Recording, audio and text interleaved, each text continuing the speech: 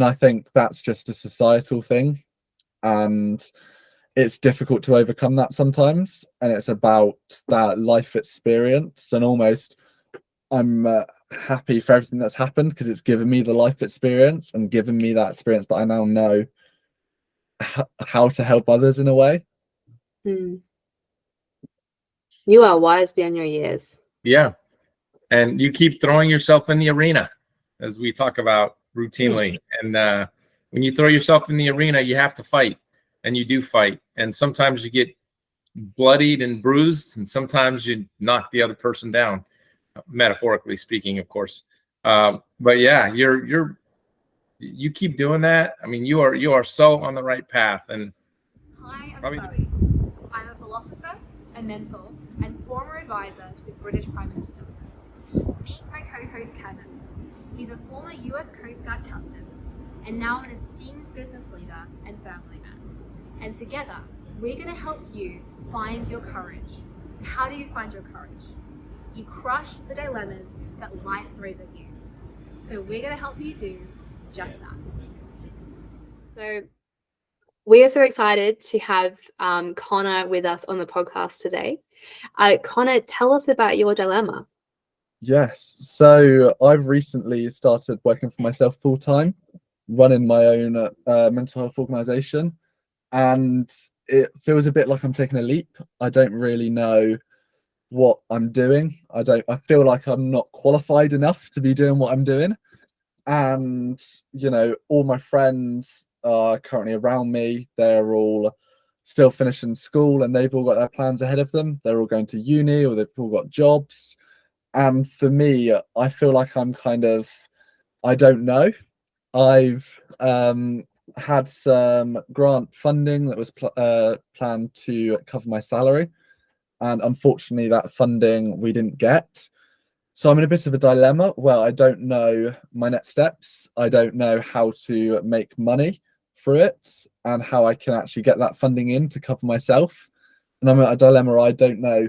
I want to continue, but I don't know how to continue and in what capacity. And I think it's almost that scary phase of taking a leap and sort of seeing what happens. Mm-hmm. Wow, that is a big dilemma. You are super brave. Thank you. By the way, can I just ask you, what initially inspired you to start this organization? So for me, it was very much about wanting to help others. So when I was younger, I went through counselling myself. I was a very anxious kid and I had a lot of stuff going on in my home life, a lot of stuff going on at school. And I was very much, in and out of counselling, in and out of various different scenarios. And then moving to secondary school, I started secondary school in a place that I didn't know. I made a move from primary to secondary. I moved to another county. So I didn't know a single person and I was quite scared. I was very anxious. I was overthinking everything. I didn't know anybody. And I was looking for ways to make new friends in my new school. And I stumbled upon this 10-week training program, which was around mental health. And the whole point was to teach students about mental health, teach them how to signpost people, how to sort of become almost mental health ambassadors. And that's something I took part in for 10 weeks as a school. I met loads of friends through that, through sort of everybody in my year to all the way up to for people 5-6 years older than me who I still stay in contact with now. And I did that for about 3 years.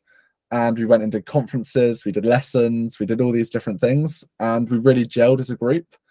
And then COVID hit, funding got cut, staff didn't have the capacity to take it on anymore.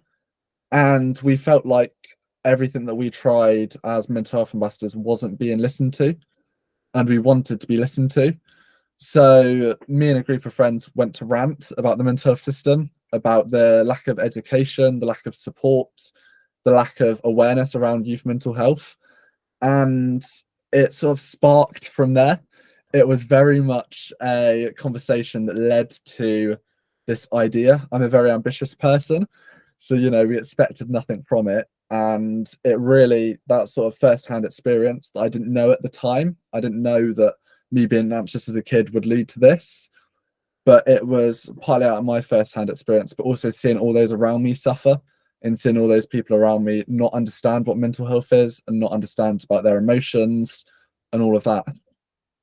Mm. And tell me more about that, what it's like to see other people struggle with what you struggled with. It's just so difficult to see. I think when you feel that sometimes you can feel a bit out of control, and I feel like you can see these people around you that you care for, and sometimes if you see them struggle, you feel helpless in a way, because you feel like there's so much you could do to support them, but equally you don't know where to begin or you don't know how to.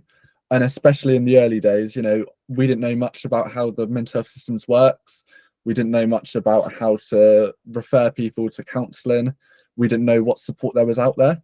So to start with, we were just seeing people struggle in silence and seeing that have a massive impact on them, and seeing, their grades drop, their achievements drop, seeing them start to shut themselves off. We live in quite a rural area of the UK, so especially during COVID and that, I knew people that didn't have access to the internet during COVID because their village still didn't have access to the internet.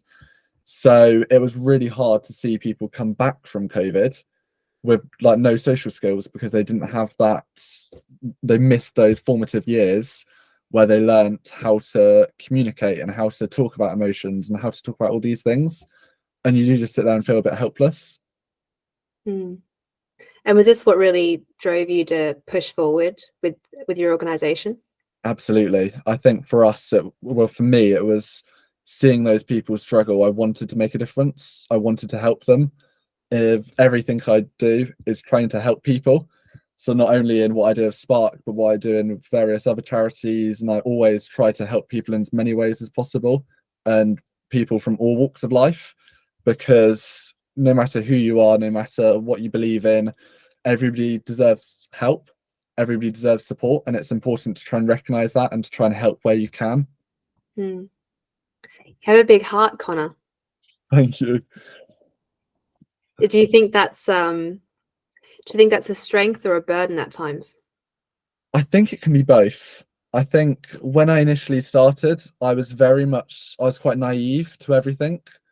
I had to learn how to say no. I had to learn to set boundaries. I had to learn to be in control of myself. I think there was a time last year where I was at breaking point.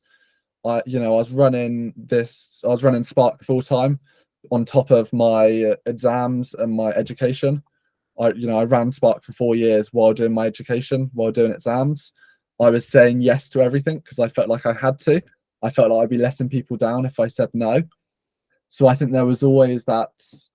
I felt like it would be wrong of me not to to say no to stuff. It felt wrong because I felt like I was letting people down, and I've had to learn through self-control how to say no and how to set boundaries, and so I can no longer work 24 hours a day. I have to actually have time for myself. Yeah, I mean that's the part of leadership. That's a Yeah. lesson that you're learning at a really young age. I think it's a lesson that took a long time, and it did take me to breaking point to realize that. Tell me more about the breaking point. For me, it was just I went through a time where I had no motivation to do anything. It was the summer holidays. I went from being very busy to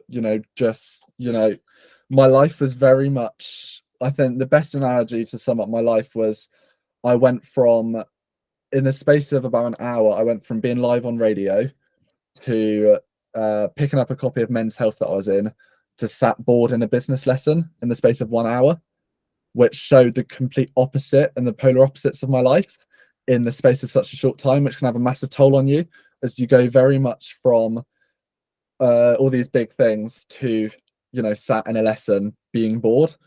And that really had an impact on me because I was constantly floating between almost these two personalities, the very school side of me with my friends and the very work side of me. And I got to a point where I couldn't necessarily take that anymore. I couldn't, I was reducing the time I was spending with my friends. I was spending more time working, but I couldn't focus. I'd spend 10 hours working a day, but I would only do about half hours work because I was procrastinating. And I was just in a very place where I had a lot of change going on in my life as well. So I had lots of big things happening.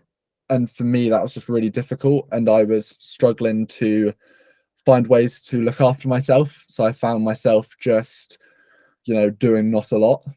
And how was your anxiety in this time? It was through the roof. I was, anxious to leave the house. I was anxious to go do anything by myself. There was a lot of burdens going on, and there was lots of external factors as well. Because of the place I live in, I am quite well known within my area because of the work I do, which both has its strengths but also has its weaknesses. We have had a lot of haters, a lot of people that don't like the work that we do as an organization, that don't believe that young people should be taught about mental health. And that can have a massive impact on what we do. There's been times where I've been recommended not to leave the house in fear of my own safety. So, and that a lot of that was happening during that time. There was all these different factors that you necessarily wouldn't think about, but it sort of all built up to this point where I was just either at work or sat in my room running the organization. Wow. I mean, would it help to know that? I'm just going to say it anyway. I really, really connect with you on this, Conor. I really, really understand that feeling. At the peak of my career, my mental health was at its lowest. Yeah. And as a young leader in the media, the abuse was extraordinary. And this pressure to appear as though I wasn't affected by it was really difficult. I mean, how do you as a leader, it's very difficult to take on all of that fear and negativity and all of your own anxiety. Yeah. But the people around you, you have to exude hope. Yeah. And it's so interesting you telling me about this time, Conor, because I knew you in this time. You know what I thought? I thought, wow, this kid is amazing. Sorry for calling you a kid. But I am feeling a bit old. I'm nearly 30. So,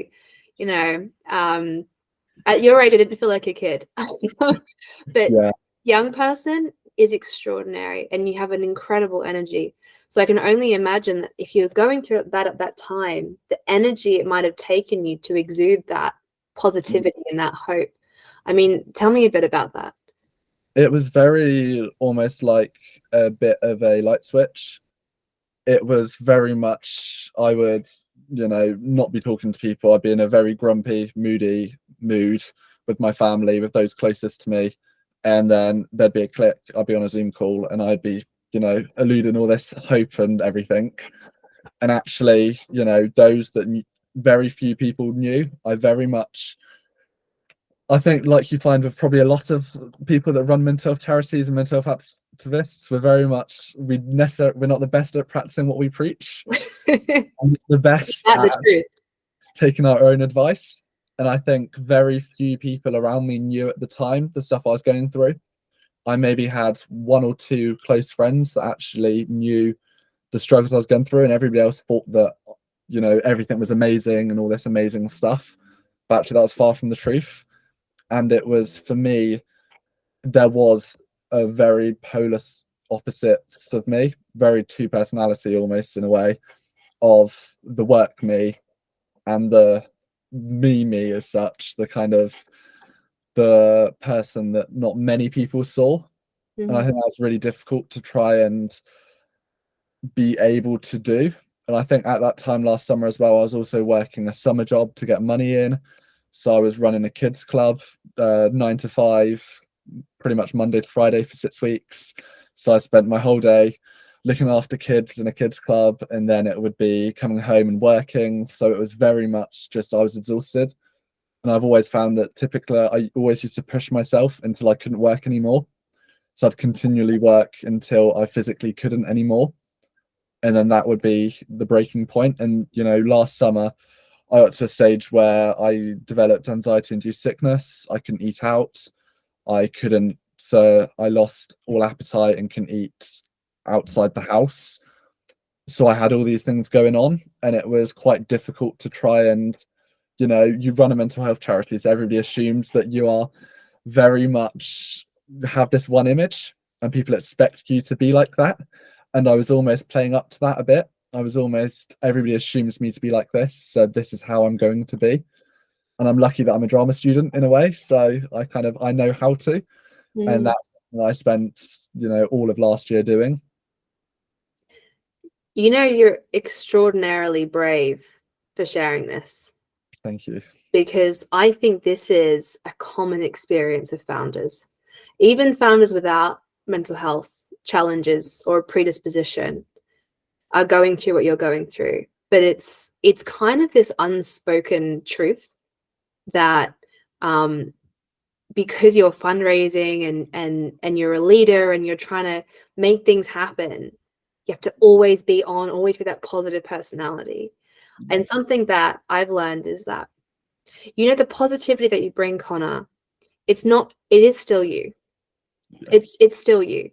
I used to feel a lot of shame, like a fraud, because I was like playing up to this like person, and actually that person was me because I was strong enough to be that, but hiding the other side was really painful. And there's something hugely liberating about being honest about who you are and saying, I am this.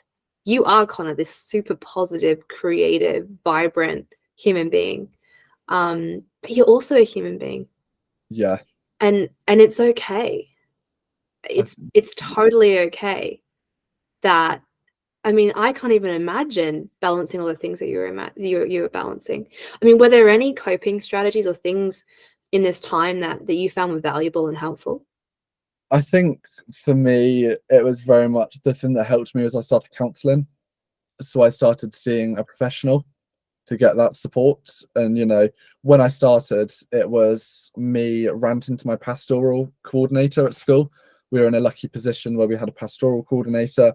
I started off ranting about one thing. I think I was telling her about something and she said, look, I'm going to put you on the waiting list for the counselling. And I was lucky.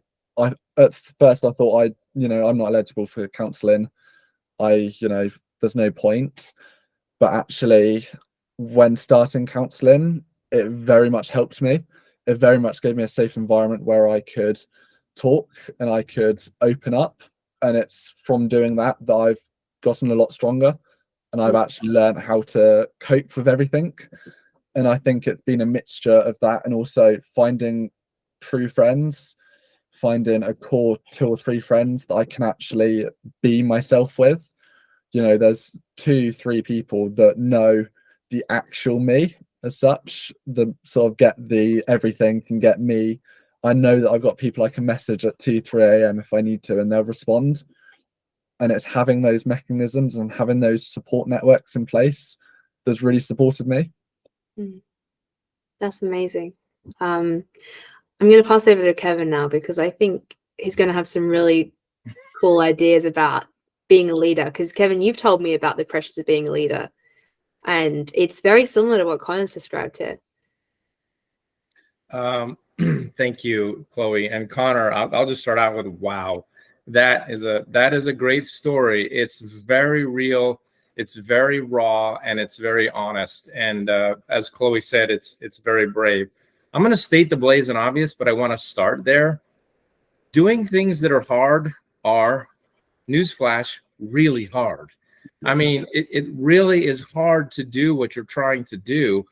And so you are butting up against all of the things that are, by the way, very normal, I would say. I'm sure based on the profession that you have chosen, you've heard of this thing called the imposter syndrome. You probably have explored it a little bit yourself as well.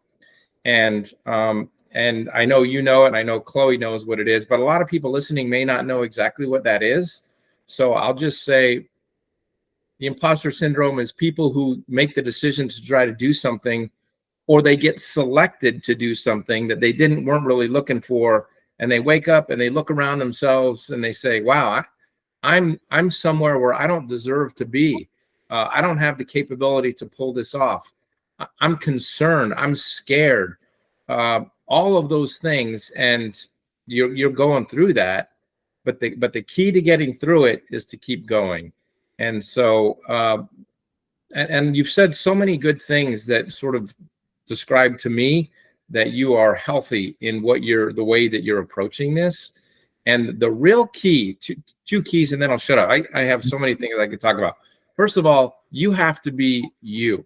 You have to be the true you, because if you spend too much time pretending to be somebody else or trying to be somebody that other people are going to respect, you are going to wear yourself out, and that is ultimately going to be the road to hell.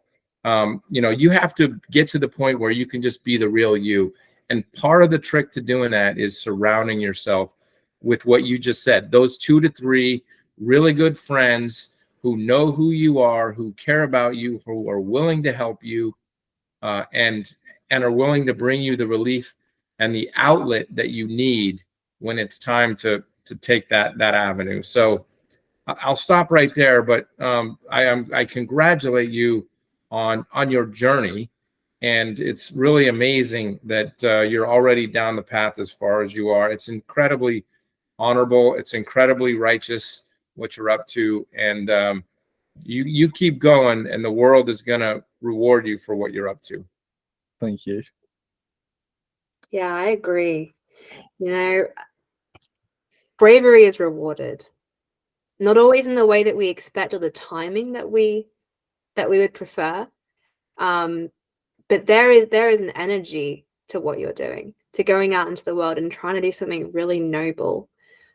I really truly believe that good you put out into the world comes back to you. And I want to reflect a little bit on the impact you have already had. And I think that might be helpful for the road ahead. So I would love to hear a little bit more about some of the success that you had with this program, and what are the moments that you found the most fulfilling, or the things that you're most proud of? I think it's the whole journey for me has been very, when we started, we expected nothing from it.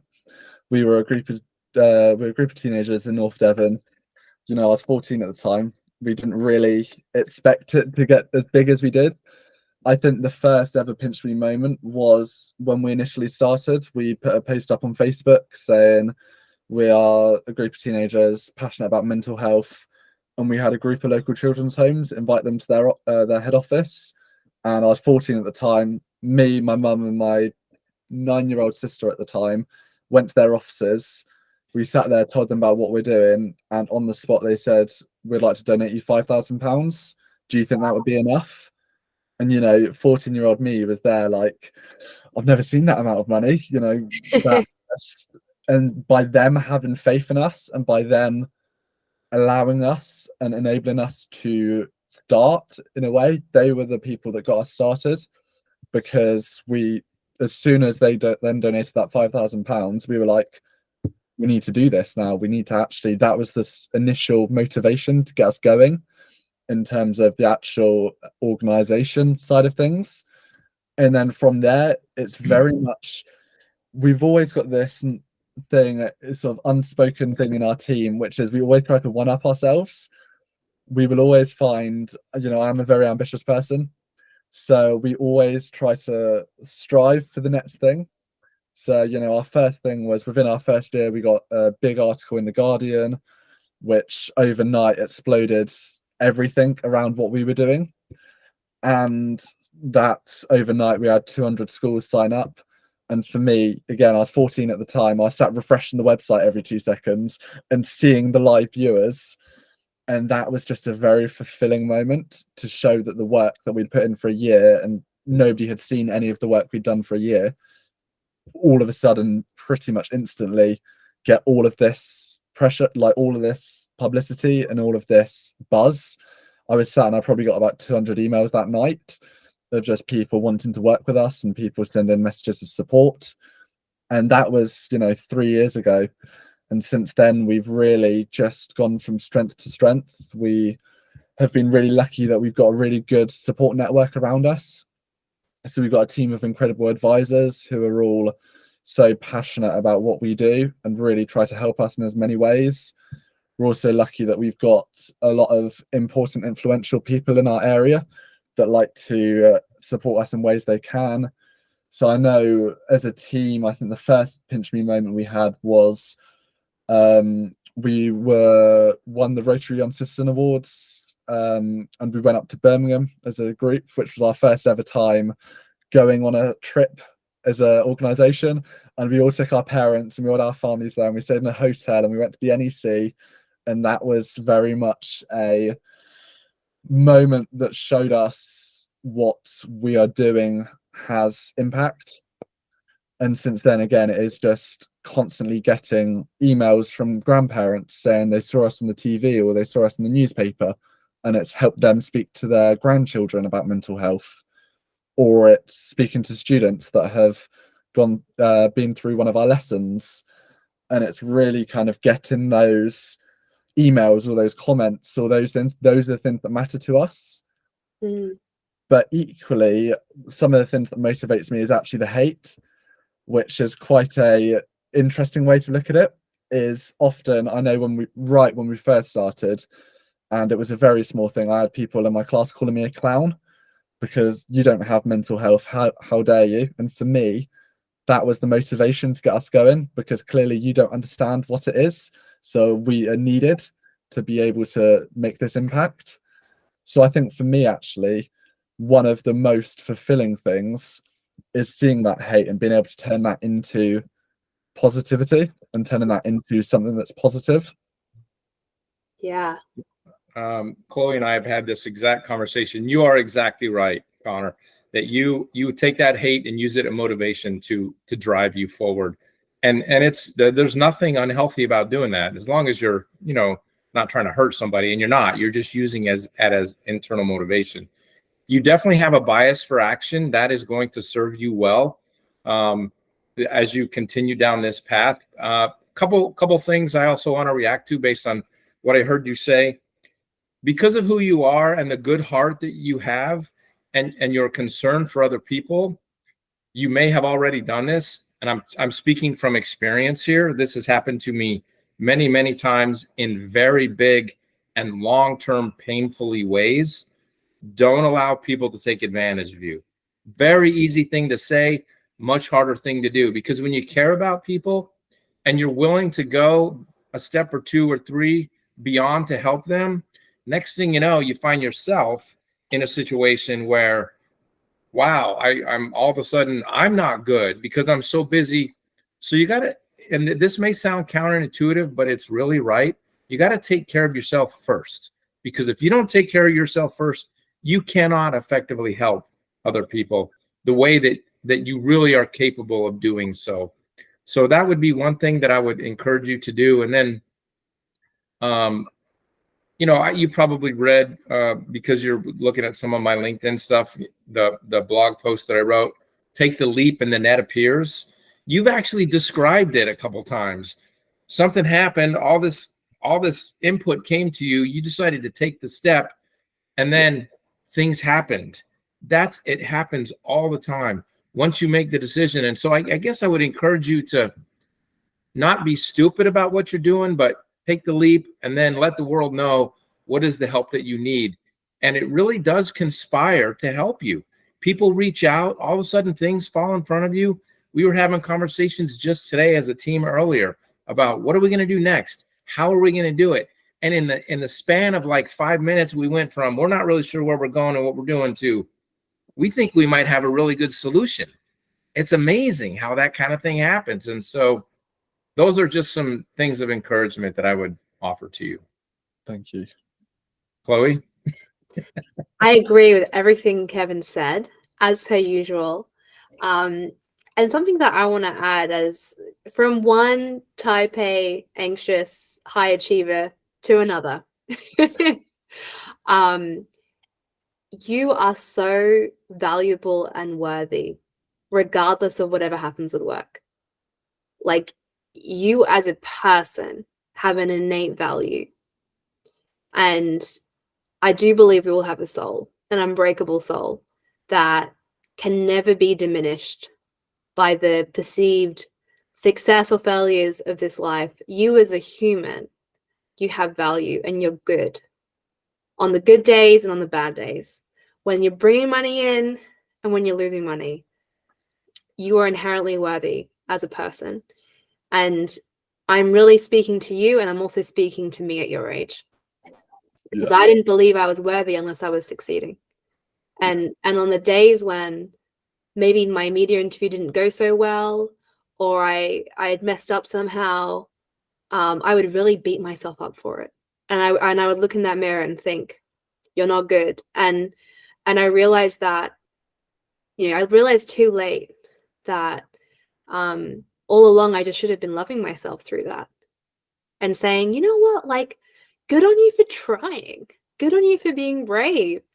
And it is a sacrifice to be courageous. It is a huge sacrifice to be courageous, to overcome fears, to do difficult things, to risk things that your friends aren't risking. There's no guarantee that this leap of faith will pay off. That's why it's a leap of faith. But the guarantee is that at the end of the day, you are going to respect yourself so much for trying. Like, that is all it is about, is you know when you're reaching your full potential and when you're not. If you have a dream inside of you and you don't go out and go for it, you might have that comfort and that stability, but in the mirror, you look at yourself and go, oh, I know you could have done more. So it's not about the external success, and you can't actually control a lot of that. There are a lot of things happening outside of your control, with the economy, with societal attitudes. Your funding fell through. But the one thing you do own is your character and who you are, and being someone who is courageous, being someone who stands up for what you believe in. That is insanely valuable. And I think more valuable than any external measure of success. Because even when things don't go right for you, even when things go wrong, you can look in the mirror and actually know for yourself, I'm really brave. I'm someone who's standing up for others. I'm doing something really noble. And I really want you to hold on to that, in this kind of roller coaster of a journey that you're on. And being a founder is a roller coaster. Sometimes you're up. Sometimes you got 200 emails about how can I help. And sometimes it's just hard. And you're tired because you're constantly pitching and telling people what you're doing and please like me and please fund me. And it is exhausting. And even with that drama background, it's still pretty exhausting. I know that. And so if you can find a way to just really know that worth that you have, that even if things don't work out, I'm still good and I'm still going to be proud of myself. And you know what, Conor, we are proud of you. Thank you. No matter what happens to your organization, I am insanely proud of you for what you're doing. And in 6 months' time, if you call us again and say, you know what, guys, ran out of steam, it didn't work out, I'm going to say to you, hey, well done for keeping on going. Well done for trying. That is awesome. That is 10,000 miles away from all the people that have a dream inside of them but never took any action. And you know what? I do think it's going to work out for you, though. Because there are certain kinds of personalities and people, there's a pattern. And we notice the pattern of highly successful individuals. And you tick every box, Conor. You really do. Chloe, I wanted to bounce off of that, what you just said, because I think it's really important. There's the late, great Jim Rohn, who is one of my mentors, had a saying about pain. He said, really, there's two kinds of pain when it comes to these life decisions and the things that you're going through. There's the pain of discipline, and there's the pain of regret. And Chloe, your point about you wake up one day and you realize you could have done more. That pain of regret is soul crushing. I can tell you because I've lived it. You think you can do something, you want to do something, you think you're capable of doing it. And then for some reason, some good compromised reason in your brain at the time, you say, no, I'm not going to do it. And you wake up a decade later and you go, had I only done that, who knows where I'd be today. That pain of regret is crushing. It's soul crushing. But the pain of discipline is light, comparatively speaking. And so it's the waking up every day and going through the struggle that you're going through and deciding that you're going to engage in the things and you're going to talk to the people and you're going to write down and you're going to do the one more thing. those kinds of things, that pain of discipline of sticking with it pays off over time when you put that into daily habits. And so, and I'm not saying that, you know, if you've made a bad decision along the way, that's the end of your life. I'm not saying that. I'm just saying it's a heavy load to wake up one day and look back and go, I wish I'd done this differently, and not have that saying that I wish I could have done more. I don't think you're headed down that path. I don't think there's anything about you that is that way. Although you will stumble, you will fall, you will find yourself down and out. That's okay. Everybody goes through that. You are not alone. You are not the only person. I mean, everybody who has tried anything that is worth it has suffered through these kinds of days. And so don't get too down on yourself. Just make sure tomorrow when you get up, you get back at it again. So there you go. And on that point of discipline, that's a really good point, Kevin. But also to think about this from a different perspective, the discipline of self-care, which I know is like a big buzzword and means different things to different people. When I talk about it, I mean, I know that there are certain habits that if I incorporate into my life, I have a way healthier brain chemistry, simply. And I know you know this too. And it's so interesting that you talk about those that are helping others to see their worth and to be better. Sometimes we forget to give that to ourselves. And one of my regrets is there were huge chunks of my career where I was like working way too hard and burning out and not taking care of my soul or my body. And I missed out on a lot of life experience because of that.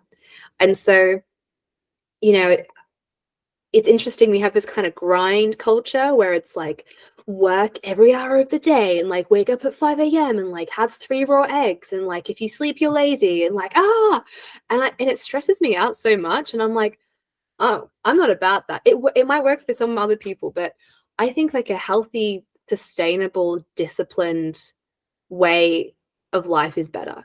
And it's the discipline of it's 6 p.m. Like, and as a founder, you could work until 10 p.m. every night. You really could. But you know, by the weekend, you're going to be flat out sleeping all weekend. So, you know, the discipline of I've done enough today, or I'm noticing that like my health is going down. I need to book in that counseling session, or I need to spend some time with my friends. That is something that I think you are learning at a very young age, because you're in the crucible of entrepreneurialism, which teaches you so many life lessons. We've been talking for a long time, Conor, and I want to pass it back over to you and just for you to feed back and let us know what's in your mind. Yeah, I think that's definitely a lesson I've been learning over the past few weeks, is the actual, I've taken that leap. I've taken the leap of I gave myself a week between leaving education and starting full time, which I don't know anybody personally that kind of gone full time straight out of education, working for themselves. And I've really tried to give myself that discipline, and both from a health perspective. So I'm trying to go out for runs a few times a week to try and clear my mind, and I'm trying to eat breakfast because I'm quite guilty of not eating breakfast. Typically, I will just spend longer in bed than eating breakfast, which in turn means that I eat more throughout the day because I'm hungrier. So I've learned to actually start eating, I'll make myself some granola for breakfast and kind of have that at some point in the morning. And I think it is that discipline that can be difficult to try and embed to start with. I've tried to, I've got a work phone and a personal phone now, so I know at a certain time I have to turn off my work phone so I don't get those distractions, and likewise. But it is so difficult to, when things aren't going your way, it is so difficult to try and see the light in that. I know that I found last week when I 9 a.m. got to the office, opened my emails and got the rejection email for my funding, and that was I was sat there in the office and I cried for a minute, because I was like, that is my security. That is the thing that's supposed to keep me going for the next year. And I always need that bit of security in my head. I need to kind of persuade myself that I'm making the right decision by having that security and by having that almost pulled away from you. I think one thing that my counselor always said was that I've got many different scaffolds in my life. So I've got different pillars which are made of scaffolding, and by taking one of those scaffolds, everything else crumbles. So by taking away that funding, it's almost pulled away that scaffolding, which then consequently sort of got rid of everything.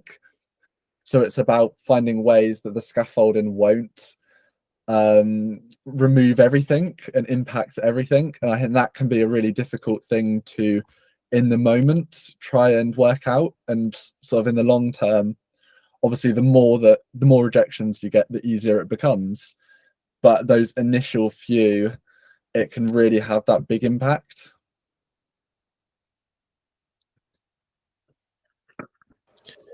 Yeah. Again, you're not alone in this. It happens. And I know that almost sounds cliche to say that, but so here's something that I would encourage you to do. When life gives you the kind of news or the feedback that you just received, your funding's been rescinded, your funding's been rescinded, it's been taken away, and this whole scaffolding and everything on it just fell away. Yeah, first of all, that's really hard. It's because you're like, I was really counting on this and I have no idea what to do. And it's okay to sit there for a minute and cry. I would then encourage you to ask, your mind will answer the questions that you ask of it. It always will. And so what you ask yourself is really important. And so if you say, what can I do now? Now that I am where I am, my funding is gone, what can I do? It's amazing how you will think of things that can all of a sudden get you back up again and moving, rather than this is the end of the world. Because I'm not saying it's not impactful. I'm not saying it's not devastating. It is. But you're still breathing and you're still going. And so what can I do? At this point, what can I do? I don't know if that's helpful to you, but Definitely. I think it's a good approach. And something that I learned in another crucible of politics was you live through a few crises and times when it genuinely feels like this is literally the end of the world. Like, we are never getting over this. It's never. And in those moments, there's kind of this instant question that you ask, that if you can do this, then you can survive most crises. And that is, objectively, what is the next one right move?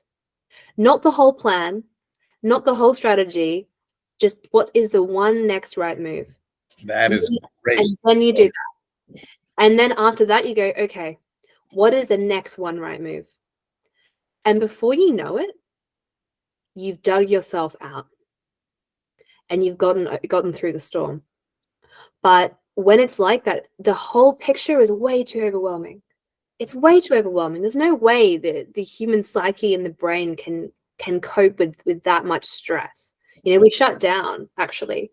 That is our instinct in those moments, is to shut down. You know, you freeze, you run away, you fight, you become aggressive, you misplaced anxiety. But if you can just ask yourself, what is the next right move? It might be as simple as sending one email. It might be as simple as making one phone call. It might just be, well, I'm going to write a list of people that I can give a call to. But if you can do that and then do the next right move, by the end of the week, you got a whole week of right moves. And by the next week, you're making really good progress. I like that. That was great stuff, Chloe. That's really good. I like it. I knew my political career would be handy at some point. It was all for something. All that trauma was going to help Conor one day. No, but look, we're just so impressed with you. Like, that's like, I'm almost speechless, because in many ways, I don't think there's much that we can say to you that you don't already know. I think what we're doing here is just kind of mirroring you from like one founder to another, you know, from one dreamer to another. This is the path we're on. It is not an easy path to be a dreamer or an entrepreneur or to take a leap. And you know what else I've noticed is when you take a leap and sometimes you fall, it's so weird. The people that have never tried anything start to laugh at you. They're like, oh, I told you. Yeah. And you know what I think? I think screw them. You know, they weren't brave enough to jump. They weren't brave enough to do anything. Who cares what they think? The real winners in life will never judge you for failure. You know, the real people in this world who are successful, who are wise, who are admired, who have good character, those kind of people, if they meet you and you say, I tried this really brave thing, it didn't work out, they will still respect you so much. Whereas it's the losers that go, didn't work out. Yeah. You don't need them. You don't need them. You need to be around people with strong character. And it sounds like you've got a really good team and some really good friends. So Yeah. you're on the way. I think the biggest impact is the school environment. I think, you know, being a teenage entrepreneur, it Mhm. is that environment around school. You know, teenagers are teenagers. They will always be jealous of what they don't have, and they will always hate against what they don't understand, I would say. And I think that can then be a big impact, because then you're sort of in this environment with thousands of people that don't understand, teachers that don't understand. Mhm. Society is still, especially over in the UK, society is still framed that it's university or nothing. And I think that's what I found leaving sixth form, was that it was university or nothing. It was, you know, forced to apply to university. I was forced to apply to university. I've taken that leap and deferred my place for a year. And many young people I've spoken to, they are going to uni because they don't know what else to do, because they don't know of the options. They don't know how to go about what they would like to do, because you're not taught about it. You're not taught about in school how to set up a business, how to, you know, I did business studies at A level. I still wouldn't know how to file taxes or do any of this stuff that you actually have to learn in real life. And I think that's just a societal thing. And it's difficult to overcome that sometimes. And it's about that life experience. And almost I'm happy for everything that's happened, because it's given me the life experience and given me that experience that I now know how to help others in a way. Mm. You are wise beyond your years. Yeah. And you keep throwing yourself in the arena, as we talk about routinely. And when you throw yourself in the arena, you have to fight, and you do fight. And sometimes you get bloodied and bruised, and sometimes you knock the other person down, metaphorically speaking, of course. But yeah, you keep doing that. I mean, you are so on the right path. And probably the biggest news that we could give you, or the advice would be, just keep going. Just, you are on the right path, and you're going to get knocked down again. You're going to get knocked down so many times that you'll just be sick of it, but just got to keep getting up. Yeah, it's the get up rate. That's what really defines you, is when you fall down, you got to stay down for a bit. You got to sit in the failure for a bit. You got to let yourself feel that, because otherwise you're just avoiding the feelings. I don't know. I've done that before, and oh boy, those feelings come out years later if you don't face them. So when the difficulties come, you do have to sit in it, and that's exactly what you did. I am a big fan of bad news, bad things happening. You got to cry it out. You know, we are past the time in human history where, you know, tears were wrong somehow. Like for your physiology and for your psychology, really, really liberating. Like really, really healthy to cry when you have bad news or when you fail. I do it all the time. I'm a crier. I cry in movies.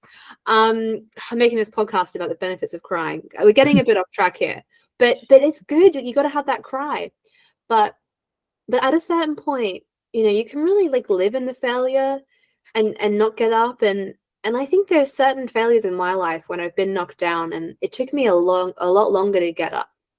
Like, it wasn't a simple thing of the next day, okay, I'm ready. I've had failures where, you know, for months I haven't known what I'm doing with my life. And I've just been, you know, really depressed, low motivation, really struggling, really felt like I was defined by the failure. Like everyone's watching me, everyone's laughing me, everyone wants me to fail. I'll never get over this forever. All anyone's going to know is that I failed at this one thing. And those thoughts of that all or nothing thinking can be really dangerous and really bring you down. So there wasn't a particular day in that time when I thought I magically am going to get up, but I was kind of moving in the right direction. So it was too much to be able to just be positive, but I could make sure I had 3 meals a day. I could pay attention to the small things, and then it's like piece by piece you pick yourself back up, and then it doesn't matter how long it takes as long as you're going in that direction. Just like if all you can do is one extra little bit, that's great. The next day, one extra little bit. The rule of incremental changes is real. If you just 1% better every day, by the end of the year, you're 300% better at something. So it's okay to like be affected by the failure. And I wonder if that's a message that a lot of that is shared I have not heard that message many places. What I hear is just never be sad and like never let it get to you and never admit that you've fallen and just it's like just grind through. I'm not even sure if that's useful or helpful. I think anyone who's been through life challenges has had to just be in it for a while and really crawl your way back out. And it's a lonely place because no one talks about it when they're in it.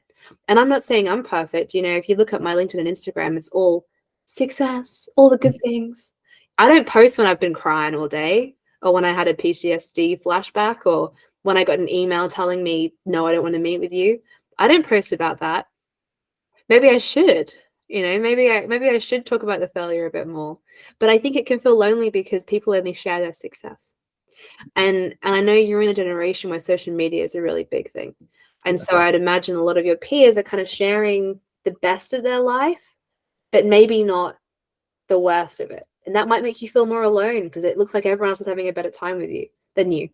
Yeah, I think that's definitely something that, my generation, you've got TikTok, you've got Instagram, literally in your hand constantly. You are being updated about everybody's lives. And I always have FOMO. That's something I've lived with for a long time, is that I will always want to be at multiple things at once. I will always want to, be with my friends, but also be at this conference that I want to do, but also be here, but also be there. And that's something that can be detrimental because you've got to get to a point where you're able to say, actually, no, I don't need to be there and I'm not missing out. And I think with social media, that's even harder because, you've got Snapchat, which has snap maps where you can see when everyone's together. You can see where all your friends are at any time and you can see when they're all together. And you've got social media platforms like Be Real, which is great, but equally you can be scrolling through Be Real and you can see that everybody's together. So, for example, I'm abroad next week. I'm going to Malta to go do some talks, but I'm equally missing out on a lot of stuff while I'm there. So I'm both thankful for the opportunity to go over and I'm looking forward to that, but equally there's part of me that is feeling worried about missing out with my friends. And I think it's that real balance that can be quite overwhelming sometimes and can then put you in a worse mood when sometimes you feel like you are missing out on, even though you said that you couldn't do that anyway. I mean, that's a sacrifice right there. You have to make sacrifices as a leader and as an entrepreneur, and it is not easy. And, you tear your hair out thinking, why can't I just be normal for once? Why can't I just have like a normal job and not have this insane ambition and this desire to change the world just for one day? But that's not you. Yeah. And if you were at that social thing, you'd probably be sitting there thinking, gosh, I wish I was on stage right now. Yeah. It works both ways, that if I'm sat with my friends, I'll be thinking, oh, I wish I'd gone and done this event. But when I'm sat, and I think a lot of that was through, while I was in education, for the past 4 years, I've had to turn down a lot of opportunities because of my school. So I've had to turn down trips abroad to go talk because of my education. and I would be sat in my lesson hating school more because it was restricting for what I could do. And now I'm almost at that freedom now, and it's almost reversed, where I'm now like, I've got all this freedom, but now I miss being at school with my friends. Yeah. I'm going to give you some encouraging news on this. So a funny thing happens as you get older is this whole FOMO thing that we experience, and we all go through it. I went through it as well. But part of the wisdom of growing older is that after you go through this iteration so many times, you start to build up a callus against it. And then something else happens. You realize that no, because I am who I am, because I'm doing bold and brave and good things that are things that I'm supposed to be doing, because that's the reason God placed me on this earth, you start to not really care so much over time about what everybody else is doing. It's a funny thing.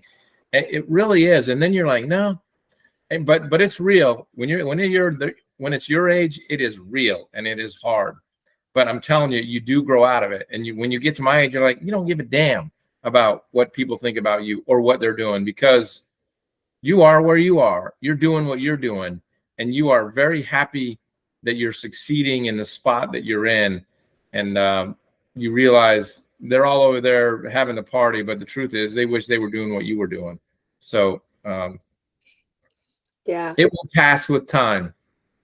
It will. But also, just acknowledging the sacrifice that there's this trade-off that happens when you decide to do something significant or brave, and you do sacrifice temporary fulfillment and certain things, and maybe it's going to be harder for you, but it's going to be a lot harder giving up and then looking back and thinking, I wonder what would have happened if I'd kept going with that dream of mine.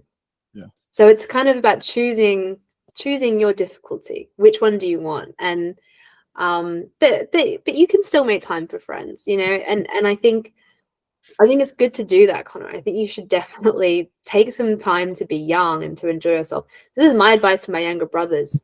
I was super type A, working too hard. I'm always telling them, please enjoy being young, because I don't think I did enough of that. I don't think I really was present in my youth. And you don't need to do it every day to just do it every now and then. But take those moments when you can. But speaking about youth, I want to try something, and I want you to trust me here. And if you don't want to do it, it's totally okay. But I want to try something a little bit different. We haven't done this on the podcast before, but I'm feeling a little bit inspired. I want to take you back to younger, anxious Conor. Yeah. The child Conor, who needed some help and there's no one there to help him.